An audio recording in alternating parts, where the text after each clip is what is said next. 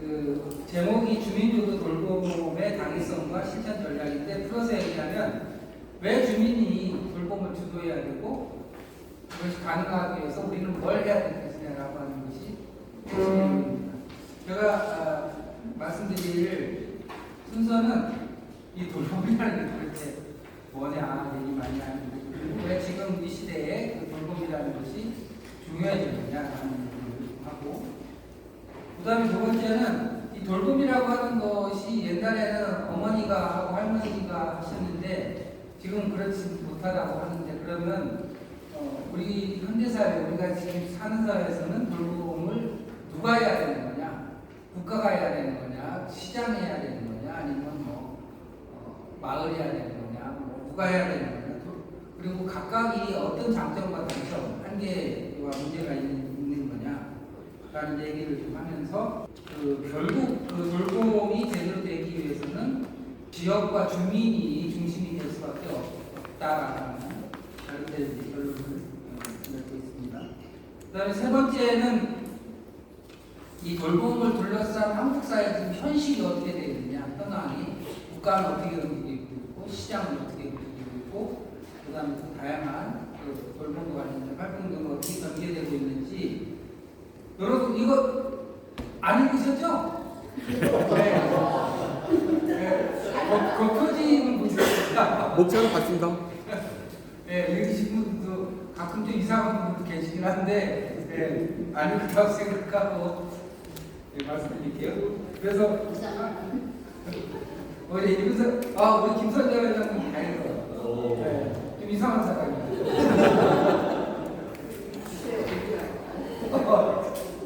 네. 그래서 지금 이제 돌봄 현황이 어떻게 되고 지금 정부에서 어떻게 지금 이 문제를 풀어가려고 하는지 그런 걸 이제 살펴봐야 되겠죠, 그죠? 그 다음에 마지막 장에서는 결국 이런 그 원칙과 이제 이런 상황을 종합해 볼 때 주민 중심의 돌봄이 돼야 하는데 우리는 어떻게 이 상황을 보고 준비해야 되느냐라는 말씀입니다. 원래 이게 썰이라고 하는 게 이게 쉬운 얘기도 어렵게 쓰고 막 그래가지고 사람들이 잘 못 알아보게 하고 그래야지 뭐 뽀다고 나는 거 같고 이런 게 있어가지고 근데 이게 사실은 이제 별 얘기는 아닙니다. 별 얘기는 아니고 우리가 대충 다 아는 얘기인데 제가 가급적이면 글은 요사스럽게 썼지만 이해하기 쉽게끔 말씀드릴게요. 자, 다음 페이지. 돌봄이라고 하는 것은 인간의 상호 유전성과 공동체적 삶을 유지하는 데 필수적인 활동이다. 단순한 감정적 행위가 아니라 공적 책임이자 사회적 실천이 가능한 부분이 해놨고요. 자, 거기는 3페이지부터 본격적으로 이제 돌봄이라는 말을 많이 하는데 돌봄이라는 말이 무슨 뜻이냐 그리고 이제 이게 왜 이런 말이 등장했느냐라고 하는 건데요. 돌봄이라고 하는 걸 이제 영어로는 케어라고 얘기하잖아요. 근데 돌봄이라고 하는 것이 인간이 살아가기 위해서 반드시 필요한 서로 의존적인 활동과 관계의 실천이다. 뭐 이렇게 얘기를 해요. 제 말씀 듣다 보면 조금 더 구체적으로 이해가 됩니다. 그래서 돌봄은 인간의 삶을 유지하고 회복하고 지속시키는 모든 활동을 포함한다.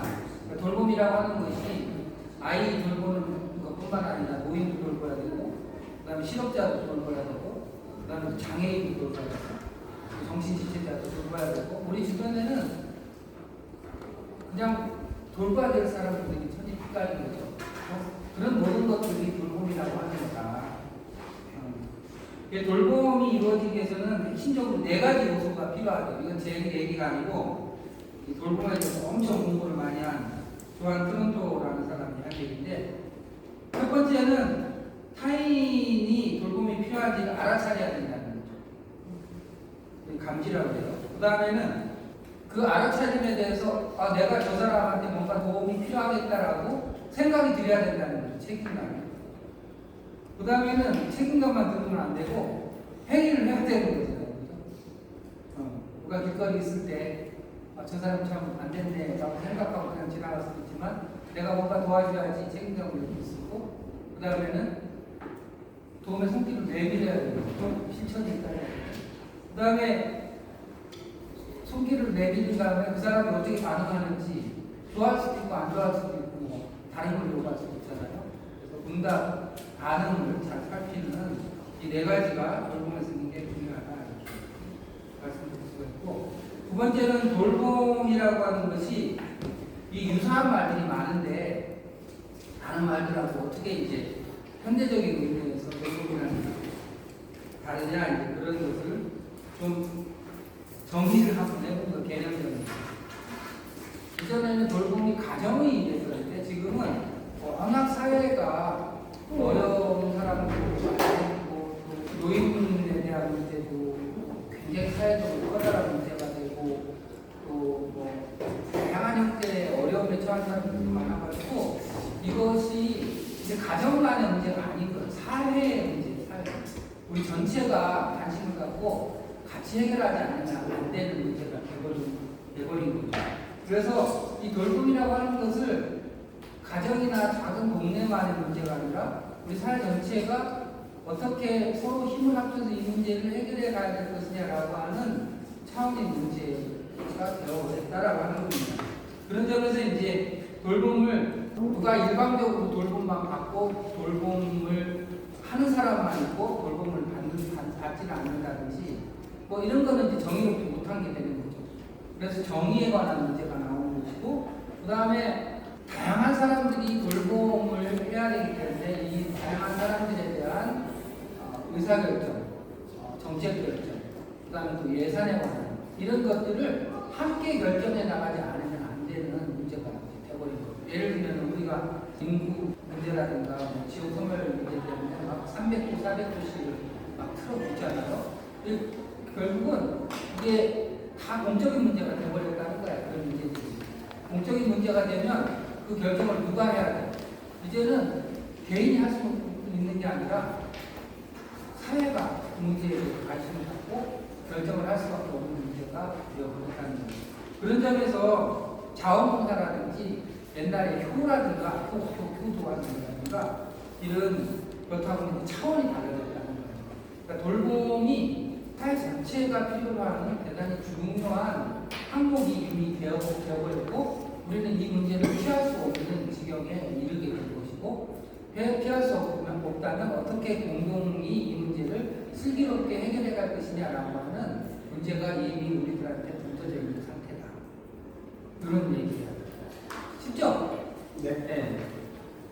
관점의 전환이 필요한 거죠. 그래서 그 3페이지 보면 위에서 네 번째 줄 보면 돌봄은 이제 개인적 친절, 가족 의무, 국가 서비스로 환원될 수 없는 사회 중심적인 개념이 되었다. 사회 전체의 문제였다. 이렇게 말이에요.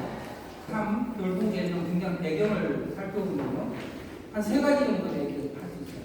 역사적으로 주변화되었던 활동을 얘기했다. 뭐냐면 돌봄은 옛날에는 가정 안에 있는 여성이 해야 돼요. 그 다음에 비가시적 감정노동. 그러니까 엄마가 이렇게 방 안에서 하는 아이들한테 하는 정도의 감정노동. 그 다음에 사적인 일로 간주되었는데 이제는 그러면서 이 돌봄이라고 하는 것이 사회적으로 별로 그렇게 평가할 대상이 되지 않았어요. 사회라고 하는 것은 집 바깥에 나온다는 사회이기 때문에. 그리고 이제 우리가 서구에서 복지국가 같은 거 보면은 복지국가에서 이걸 잘 이해하셔야 돼요.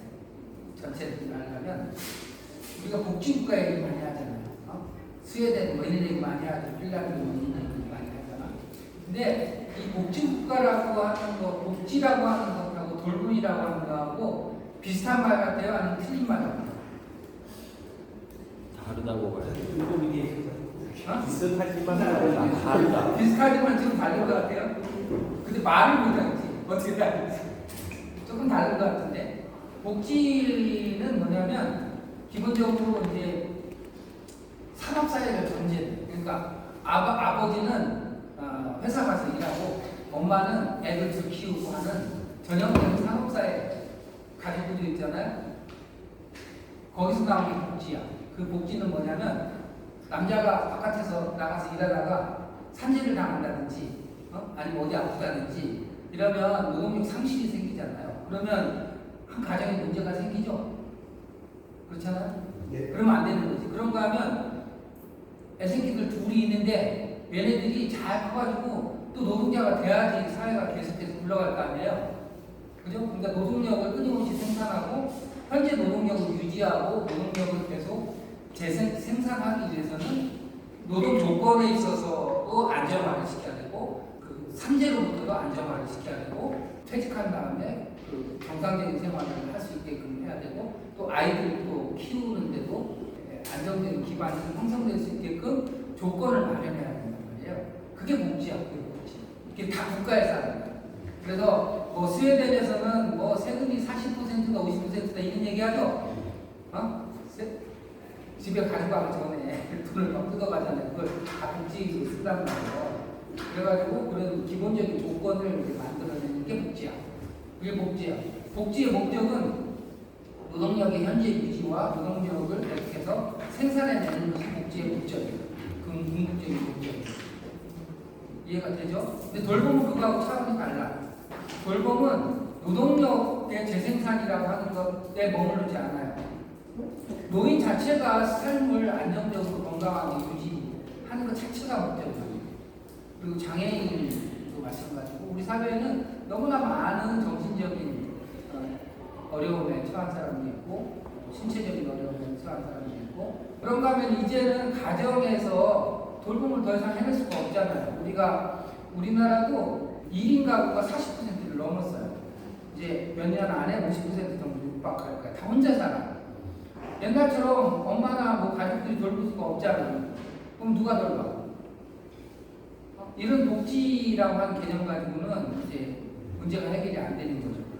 그렇게 해서 이제 나오는 개념이 이제 돌봄이라고 하는 거예요. 그래서 거기 보면 역사적으로 주변화되었던 활동이라고 하는 돌봄은 오랜 동안 가정 안에 여성 노동, 비가시적 감정 노동, 사적인 일로 생각이 되어서 사회적으로 평가를 못 받았었어요.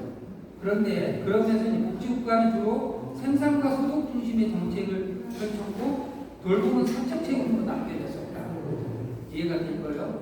그 다음에는 이제 두 번째가 여성주의의 문제예요. 이거는 이 돌봄을 주로 여성의 책임으로 떠넘겼단 말이에요. 주로 엄마들이 돌봄을 사적으로 처리했는데 여성들이 이제 더 이상 결혼도 안 할 뿐만 아니라 또 여성이 결국은 가정에만 있지 않고 다 직장 생활하죠. 그럼 같이 직장 생활하는데 그 아이를 돌보는 것이 그 여성의 책임이라고 하면 말이 안 맞잖아. 그럼 결국은 이 돌봄이라고 하는 것은 그런 그 여성에게만 덮어 씌울 수 있는 문제가 아니라면 그러면 어떻게 해야 되냐라는 문제가 생기죠.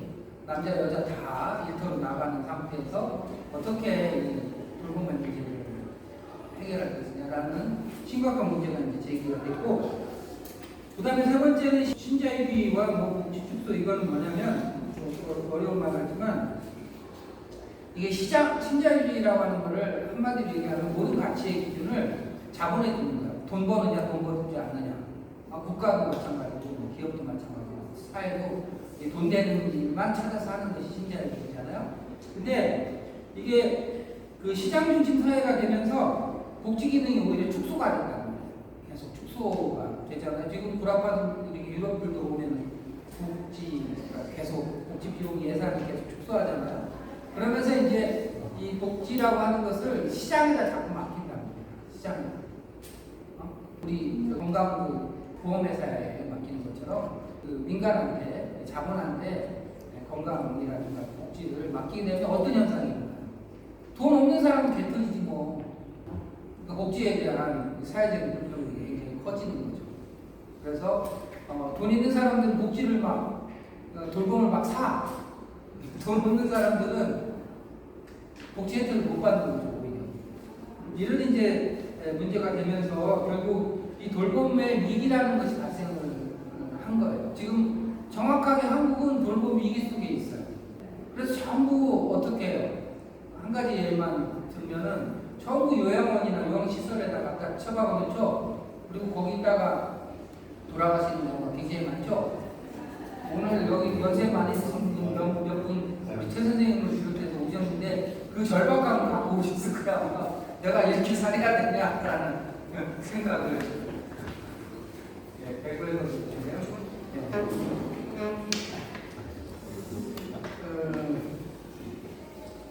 그런 이제 배경이 있고요.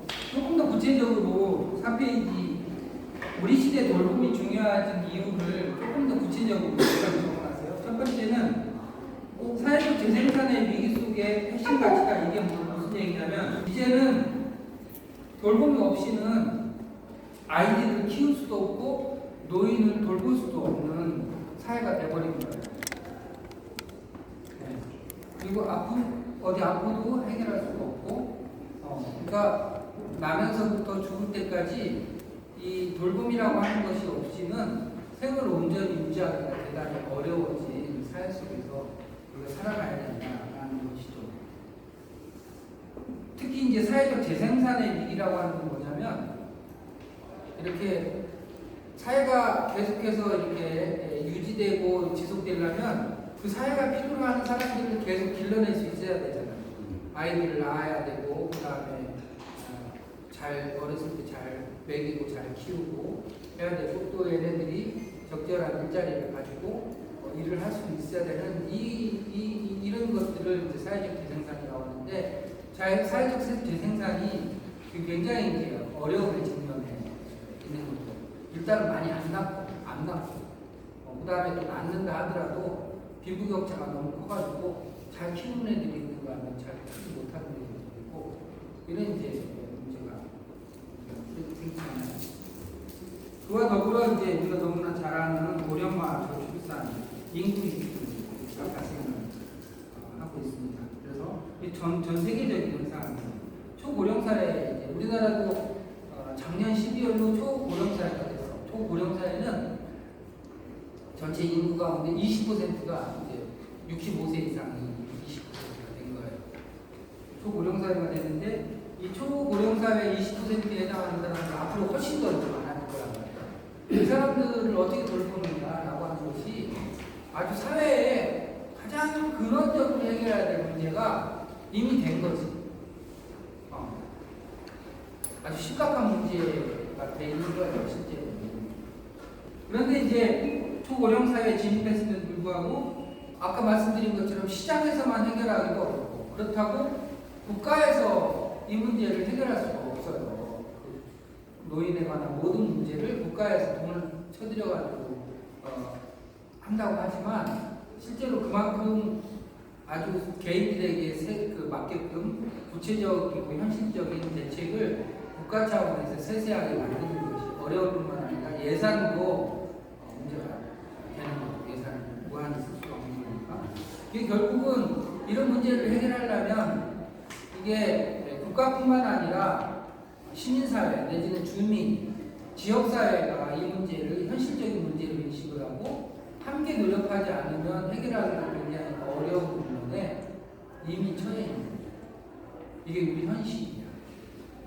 그러면서 이제 우리가 민주주의에 대해서 다시 한번 생각을 해보자. 이때까지는 민주주의 하면 시민권, 권리에 대한 주장만을 주로 해왔다면 이제는 돌봄이라고 하는 공통과제에 대해서 책임감을 같이 느끼는 방식으로 민주주의에 대한 개념을 좀 더 확장해보자라고 하는 논의가 지금 활발하게 이루어지고 있는 돌봄이라고 하는 문제를 중심으로 그런 배경들이 있고요.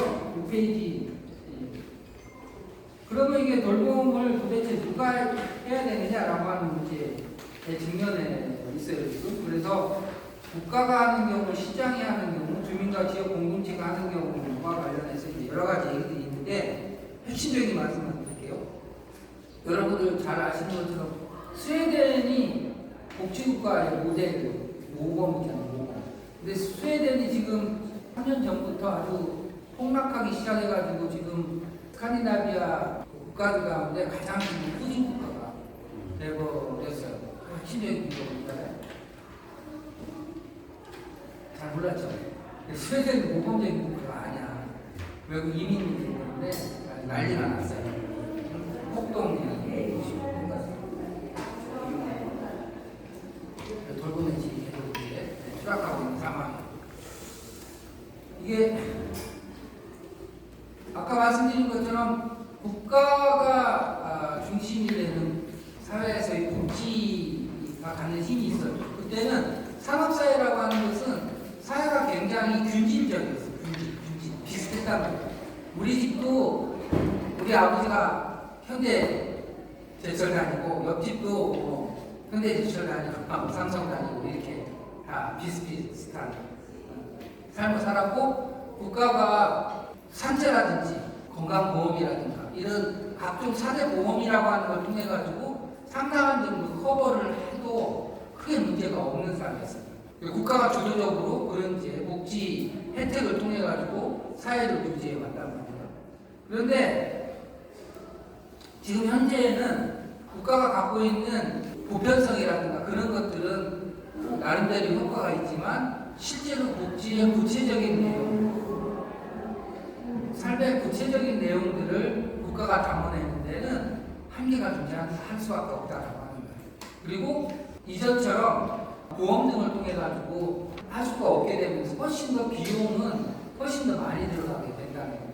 예를 들면은 당뇨가 있는 노인을 한번 생각해봐. 당뇨가 있는 노인에 대한 사회적인 비용을 한번 생각해봐요. 그러면 그 당뇨가 있는 사람의 치료비라든가 병원비라든가 뭐 약 비용이라든가 이런 모든 것을 커버를 한번 한다고 생각해봐요. 그러면 이게 상상도 못할 정도의 비용이 들어가. 병원에 의존하는 경우에. 네. 그 개인한테 들어가는 모든 비용을 국가가 감당을 한다고 한번 생각을 해봐요. 그러면 지금 우리나라는 GNP의 한 10% 내외 정도가 지금 보험료로 건강 관련된 보험료로 나가는데 외국은 20%, 30%까지 나가는데도 커버가 안 돼요. 이게 당해낼 수가 없는 거예요.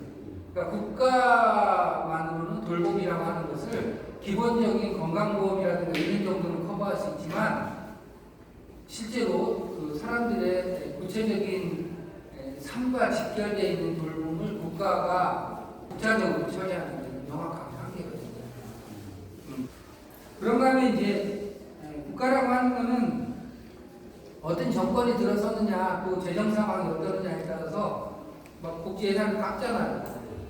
그러면 또 복지가 막 줄어들기도 하고 이렇게 되기 때문에 국가 중심의 돌봄이라고 하는 것은 대단히 중요하고 특히 우리나라처럼 복지국가를 완전한 의미의 서구의 복지국가를 경험해보지 못한 우리나라 같은 경우에는 복지를 확충할 필요성은 충분하지만 의미가 있죠. 그렇지만 그 국가에 의한 복지만으로 다 커버할 수는 없다라고 얘기를 할 수밖에 없는 거죠. 10페이지에 보면 거기 필요 해석의 정치라고 해가지고 박스가 있어요. 박스. 이거 뭐냐면 프레이저라고 하는 사람, 그 정치 철학자인데 여자 정치 철학자인데 그분이 얘기하는데 어떤 요구나 요구가 공공의 문제로 받아들여질 수 있는지를 둘러싼 정치적인 투쟁이다. 그래서 육아는 공적 문제인가 사적 문제인가? 옛날에는 육아는 사적 문제였었죠. 근데 지금은 육아는 공적 문제예요, 사적 문제예요. 공적 문제예요. 그래서 육아를 위해서 굉장히 예산이 많이 들어가. 공적 자금이 들어간단 말이에요. 그런가 하면 여러분 이거 생각해요. 얼마 전에 그 생리대 관련된 문제 있었죠. 응? 신발 창으로 인해가지고 나가는 문제. 생리대를 공급하는 것이 올바르요, 올바르지 않아요? 올바르지 않다면 그 이유는 뭐고, 올바르다면 그 이유는 뭐예요? 이거 한번 누가 얘기해볼래요? 생리대 물품을 국가가 지원하는 게 맞아요, 안 맞아요? 네? 지금은 생리대를 국가가 지급을 하고 또 곳곳에 그렇게 쓸 수 있게끔 장치를 해놨어요. 이거는 공적인 문제라고 보는 거예요. 이게 여성의 성이라고 하는 것이 이제는 사회적인 가치를 명확하게 갖게 됩니다. 여성의 성을 사회 전체가 보호해야 된다라고 하는 인식이 생겼습니다. 그건 이제 여건의 신장, 뭐 여성운동, 뭐 이런 것들도 있지만 인구 소멸, 뭐 이런 인구 문제들도 문제가 되고 그리고 이제 민주주의가 진작되면서 생긴 새로운 변화. 얘기하려고 하는 게 뭐냐면 이런 필요라고 하는 것이 사적인 거 공적인 게 미리 정해져 있는 게 아니라는 거예요. 정치 투쟁의 결과라는 거예요. 정치적인 결정의 문제라는 거예요. 이해가 되시죠? 네. 그 다음에 이제 시장 중심 돌봄의 한계는 이게 상업화 불평등의 문제예요. 첫 번째 문제는 7페이지 하다 보면 상품화에 따른 돌봄의 본질이 훼손이죠. 돈 벌기 위해서 하는 거니까 궁극적으로. 그 다음에는 접근에 있어서의 불평등이죠. 이거 뭐 잘 이해가 되실 거고. 세 번째는 이 시장이 실패한단 말이에요. 그 다음에 돌봄의 비합리성. 이거는 뭐냐면 시장에서 이게 물건 사는 거하고 틀리게 여러분 병원에 가면 환자하고 의사 간에 가불관계가 명확하죠. 명확하다. 이게 특히 건강이라든가 이런 거는 전문가 이런 자본의 파워가 압도적이에요. 그래서 이게 대등한 관계가 형성이 안 된단 말이에요. 이런 문제가 있고, 그 다음에 이제 돌봄 노동의 착취와 질적화 문제가 굉장히 심각해요. 이거는 현장에 계신 분들이 너무 잘 알아요. 그러니까 돌봄이라고 하는 것에 노동의 가치를 부여를 안 해. 뭐 요양보호사라든가 이런 사람들 최저생 대비를 겨우 받을 정도라 그것조차도 제대로 받지 못하는 경우가 많아요. 왜 그렇게 해놨을까요?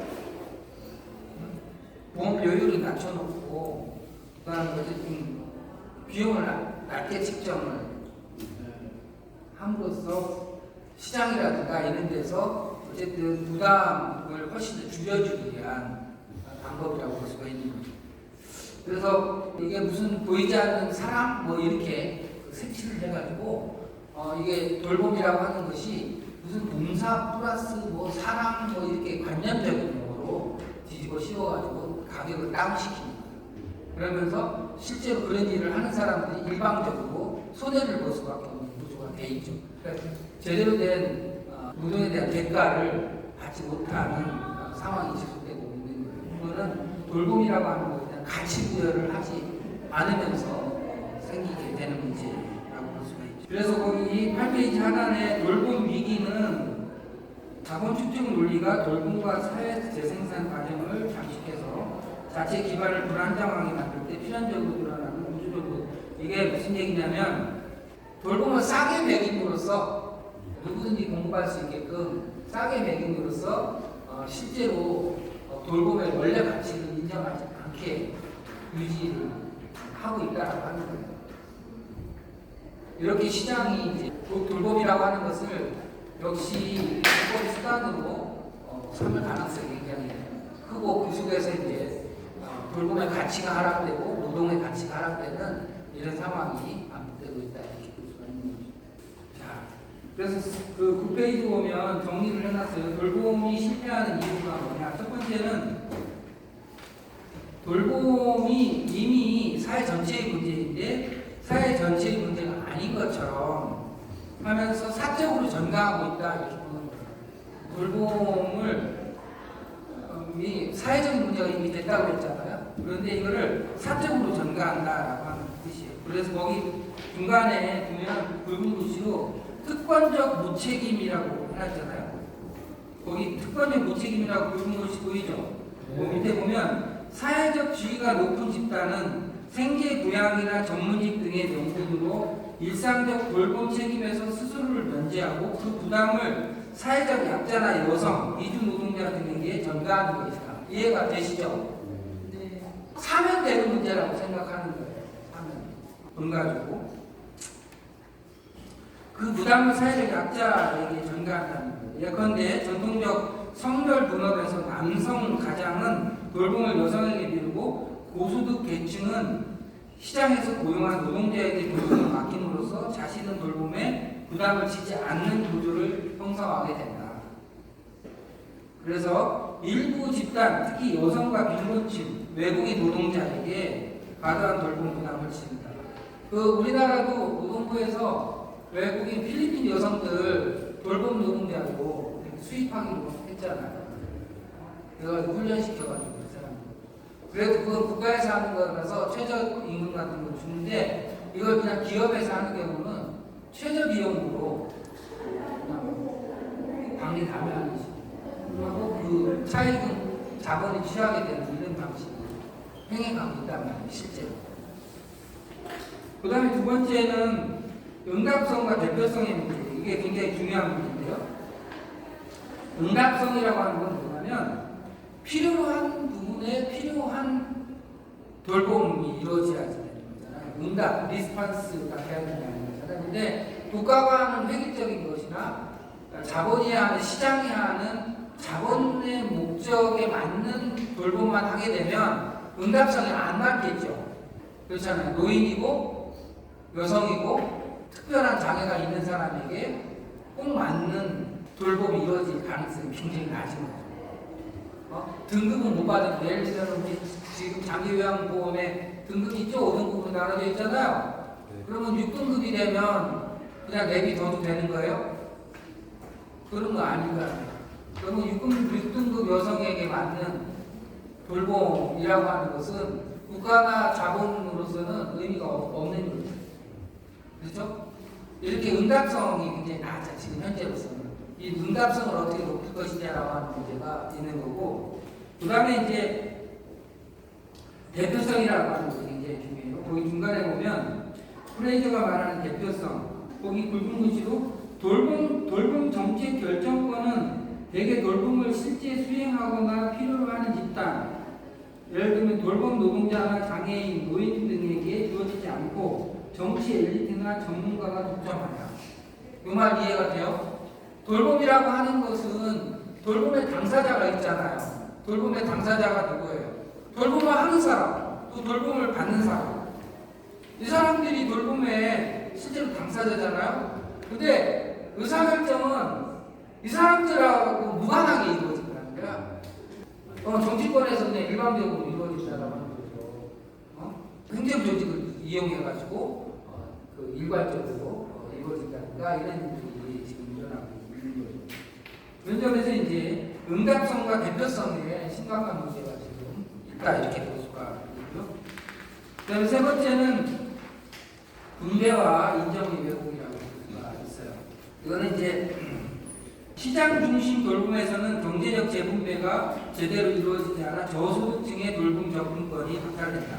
돈 없으면 돌봄 혜택을 받기 어렵게 된다 이거예요. 그 다음에 국가 중심의 돌봄의 경우에는 복지제도가 일정 부분 재분배를 실현하지만 정치적 우선순위의 문제로 돌봄이 소외될 수 있다는 거예요. 그러니까 국가가 재정이 여의치 않거나 특정한 정치 이념을 갖고 있는 사람은 돌봄을 소외시킬 수가 있게 되는 거죠. 이해가 될 거고요. 그 인정이라고 하는 것은 아까 말씀드린 것처럼 일부에게만 부양에 대한 책임을 전가하고 돈을 주면 산다라고 하는 식으로 돌봄이라고 하는 것이 갖고 있는 가치를 사회적으로 인정하지 않게 됩니다. 사회적으로 인정하면 그 인정한 만큼의 대가를 사회가 지불해야 되는 거죠. 그 대가를 지불하지 않기 위한 방법이죠. 인정하지 않는 것은. 조금 철학적인 얘기지만 이게 랜시 프레이저라고 하는 사람이 만든 얘기인데요. 네. 그렇습니다. 그래서 네 번째, 그래서 돌봄에서 주민과 지역 공동체가 중요한 이유가 뭐냐, 거기에 대해서 이제 스테이지 하단부터 나오는데요. 돌봄 책임을 국가와 개인 가족만이 아니라 사회 전체가 공평하게 부담하도록 하는 것이 이상적이다. 이러한 분담에는 지역 공동체 수준에서의 상호구조, 시민단체의 돌봄 활동, 자원봉사와 협동조합 방식의 돌봄 서비스가 포함된다. 그러면서 이제 몇 가지를 말씀드리면, 첫 번째는 응답성과 접근성 측면에서 지역사회는 구성원의 구체적인 필요를 국가보다 세밀하게 파악하고 실습하게 되어 갔습니다. 무슨 말인지 알겠죠, 충분히. 우리 옆집의 할머니가 지금 어떤 상태인지는 국가가 알 수 없다는 거예요. 그 옆집에 있는 우리가 알 수 있는 거죠. 구체적인 니즈를 우리 지역사회가 가장 정확하게 알 수 있다. 그 다음 두 번째는 연대와 상호 신뢰 이용성이라고 하는 것입니다. 돌봄이라고 하는 것은 다양한 사람들이 결합해야만 이루어질 수 있거든요. 우리 옆집에 있는 나이가 드신 할머니는 무릎 관절이 안 좋을 뿐만 아니라 거동이 불편해서 식사를 제대로 못 하신다는 거예요. 그런가 하면 아이들이 있는데 노인을 돌보지 않아가지고 너무 그 서운하고 원통해 인생 자체가 허무하다고 느끼고 있어요. 그럴 때 어떤 사람들이 도와줘요? 다양한 의사도 필요하고 간호사도 필요하고 그 다음에 그렇게 말벗할 수 있는 사람들이 필요하고 다양한 사람들이 필요하죠. 그런 게 연대와 사무실내가 없으면 안 이루어져. 여러 가지 차원들이 결합해야 돼요. 그거를 국가에서 만들 수 있습니까? 제가 공무원들하고 일해보면 공무원 한 사람 어딨어? 공무원들하고 일해보면 얘네들이 진짜 못하는 게 두 가지가 있는데 하나는 연대하고 일을 엮어내는 거는 완전히 젠데예요. 이것들이 칸막이로만 일을 해버려가지고 돌봄을 하는데 5개, 6개 부서가 같이 협력해가지고 내용을 형성 상상도 못해. 대갈통이 그렇게 굴러가지가 않아. 그 다음에 시민들을 자발적으로 이렇게 움직이게 하는데 또 완전히 꽝이야. 단 한 번도 그런 식으로 일을 해본 적이 없어. 네. 그건 누구만 할 수 있냐면 그 삶의 공간에 있는 사람만 할 수 있는 거예요. 그 삶의 공간의 그 다면성과 복합성, 복잡성을 인식할 수 있는 주민들, 지역사회만 할 수 있는 거죠. 그 다음에 세 번째는 이제 감시와 책임성이에요. 국가가 잘 하는지, 제대로 하는지를 제대로 보려면 지역에서밖에는 못 보는 거죠. 그래서 국가의 자원과 제도적인 것들이 제대로 잘 진행되고 있는지를 볼 수 있다는 겁니다. 그래서 이제 12페이지 보면 국가, 시장, 지역사회 간의 돌봄과 관련해서 이 관계가 재구성돼야 된다는 거예요. 이게 어려운 말 같지만 핵심은 뭐냐면 여태까지는 한국 사회 같은 경우에는 돌봄이라고 하는 것이 전체적으로 허접할 뿐만 아니라 국가가 장기요양보험이라든가 이런 제도를 통해서 병원에 요양원에 집어넣는 거 방식으로 해봤던 이런 방식으로부터도 좀 벗어나고 그 다음에 또 건강이라고 하는 것을 보험을 통해 사적 보험을 통해 가지고 해결하려고 했던 시장 중심으로도 또 좀 벗어나고 지역사회가 그냥 정부나 이렇게 스타트가 해주는 것만을 바라보고 있었다면 이제는 국가, 시장, 지역사회가 서로 이 돌봄이라고 하는 사회적인 거대한 사회적인 문제를 가지고 어떤 측면에서 어떻게 서로 자기 역할을 해야 될지를 재정립하면서 협력할 수 있는 구조를 형성해 가야 될 상황이다 이렇게 말씀드릴 수 있어요. 제가 이렇게 말씀드린다면 국가가 필요 없냐? 그렇지 않죠. 굉장히 보편적이고 일반적인 접근이 필요하죠. 그런가 하면 시장이라고 하는 것도 굉장히 중요하잖아요. 기술 개발도 할 수가 있고 그 다음에 또 민간에서 하지 못하는 역할을 또 수행해야 되기도 하고 그리고 또 경쟁을 통해 가지고 진로 서비스를 생산해낼 수 있는 부분이 있잖아요. 이 시장의 역할이라는 것이 분명히 있죠. 그런데 이제 그런 측면에서 보면 지역사회에서 돌봄이라고 하는 것은 굉장히 여태까지 취약했었는데 사실은 이 지역사회에서의 돌봄이라고 하는 것이 돌봄의 본령이다. 핵심적인 내용이다. 이 부분을 어떻게 확충하느냐가 돌봄의 관건이다. 이렇게 말씀드립니다. 그래서 거기 이제 이렇게 보면은 여러 가지 얘기들을 하는데요. 거기 중간에 보면은 국가의 공적 지원과 법적인 기반, 공적 지원과 법적인 기반은 국가가 하는 거죠. 그 다음에 시장의 혁신 자원과 효율성이라고 하는 것은 이제 시장의 역할이고, 공동체의 연대와 세밀한 지원망이라고 하는 것은 누가 하나? 이거는 이제 지역사회에서 주민들이 하는 거죠. 이 세 가지가 결합이 될 때 돌봄의 지속 가능성이 확보될 수 있다. 다소 추상적인 얘기지만 어쨌든 이런 관점에 서서 이를 만들어 가야 된다 이렇게 말씀드리고 13페이지 보시면 함께 돌봄이라는 말이 있어요. Caring with 그러니까 돌봄이라고 하는 것이 국가가 일방적으로 제공하는 그런 것이 아니라는 거예요. 함께 돌봄, 함께 돌봄이라고 하는 건 두 가지 차원인데, 하나는 국가와 시장과 주민이 함께 돌봄이라는 말이 있고, 그 다음에 지역사회 내에서도 주민 간에 함께 돌봄이라는 것도 있는 거예요. 여러분, 누구든지 있잖아요. 우리는 지금은 봐요. 국가나 시장은요, 누구를 도와줘야 될지 정한단 말이에요. 어떤 조건에 있으면 돌봄의 대상이 된단 말이에요. 그러니까 이거는 국가나 시장은 돌봄의 공급자와 수혜자가 명확하게 구분되죠. 그런데 지역사회에서는요, 우리 옆집에 있는 할머니를 오늘은 내가 가서 수발을 두지만 우리 아이가 어디가 아파가지고 강아지를 돌볼 사람이 없으면 옆에 있는 할머니한테 부탁을 하는 거예요. 이렇게 일상의 삶 속에서는 다 호혜적이라고. 그렇죠? 그러니까 누가 일방적으로 도와주고 누가 일방적으로 도움을 받고 이런 관계가 아니고, 도움을 주는 사람과 동시에 도움을 받는 사람, 도움을 주고받는다라고 하는 것이 상호적이라고. 우리 전체 삶이라는 게 그렇잖아요. 우리 어렸을 때는 다 도움을 받고 자랐잖아요. 그런가 하면 나이 들면서 도움을 주고, 또 나이 많이 들어가지고 도움을 받기도 하고. 아무리 노인이라 하더라도, 7, 80 먹은 노인이라 하더라도 우리가 생각할 때는 저 늙은이 저거 뭐하나 이렇게 생각하지만 적절한 역할이 다 있는 거예요.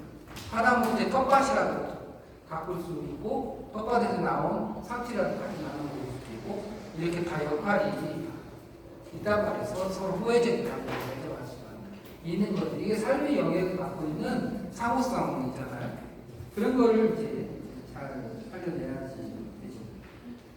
그래서 거기 13페이지 보면, 국가 중심 돌봄은 공공성의 강점에도 불구하고 관료력 경직성과 비민주성으로 취약하고, 시장 중심 돌봄은 효율성 논리에 돌봄의 본질을 훼손하고 불평등을 심화시킬 수 있다. 두 경우 모두 돌봄은 충분히 정치화되지 못해 주변화되고, 돌봄에 대한 응답성, 대표성, 재분배 인정 요소가 결핍되면서 체계적인 실패로 이어질 가능성이 높다는 거예요. 그래서 궁극적인 해결책은 주민이 지역에서 민주적인 과정과 절차를 통해서 돌봄이라고 하는 것이 활성화될 때 이제 돌봄이라고 하는 것이 이루어질 수 있다는 거예요. 그래서 돌봄은 사회의 공동 책임으로 인정하고, 국가 시장 공동체의 협력적 파트너십 속에서 돌봄이 이루어져야 된다. 그것이 새로운 돌봄의 모델이어야 된다.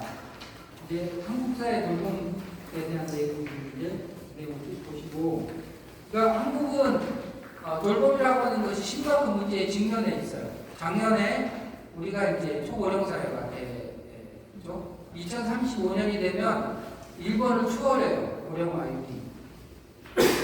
한 35% 정도 될 거라고 하더라고요. 그러니까 뭐 한 세 명 중에 한 사람은 65세 늙은이가. 또 굉장히 심각한 문제죠.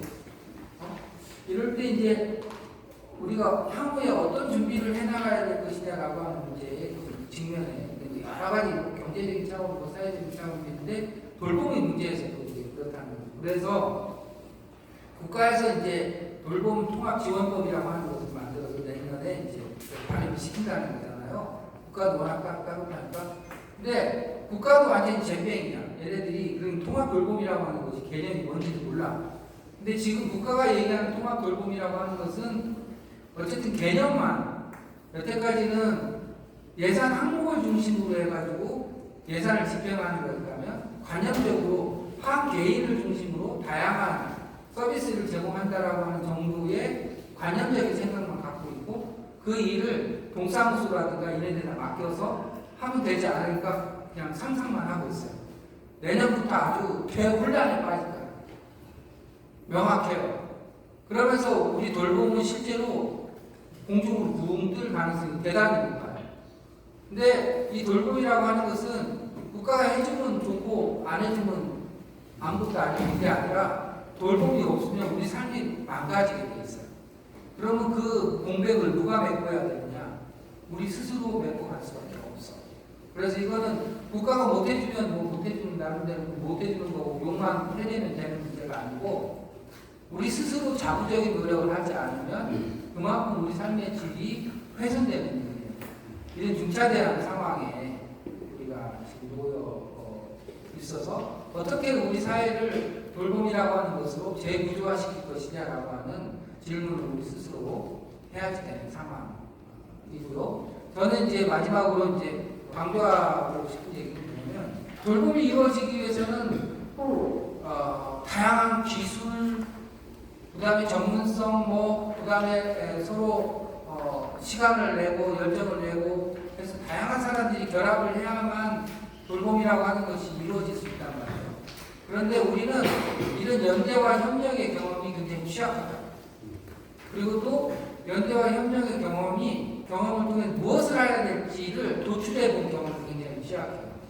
근데 그 일을 하려면 우리가 지역에서 작은 단위에서라도 우리가 직면한 문제를 함께 인식하고 함께 논의하면서 내용을 형성가는 그 과정이 없이는 안 돼요. 그 과정을 공공기관이 못해. 더더구나 시장은 더더구나 못해요. 주민이 중심이 돼서 시작할 수밖에 없는 그런 절박한 상황에 놓여 있고 그 문제를 우리 스스로 어떻게 해결해야 될 것이냐고 하는 본격적인 질문을 해야 된다 이렇게 말씀드리겠습니다. 시간이 너무 많이 지나서 나머지는 읽어보세요. 감사합니다. 이상입니다.